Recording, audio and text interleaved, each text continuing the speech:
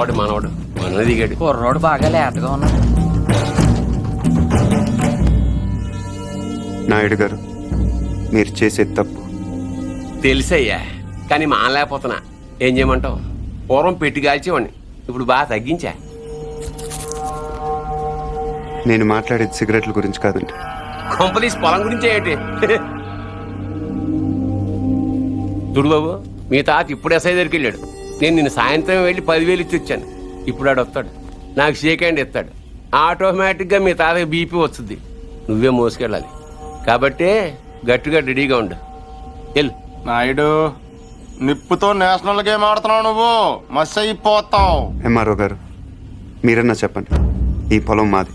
According to the given survey numbers, these paddy fields belong to Mr. Naidu, you know. అంటే ఈ విషయంలో మీరు ఏం చేయలేరా? ఏమీ చేయలేరా? అంటే కుర్రాడికి కొంచెం చాదస్తం ఎక్కువ. I see.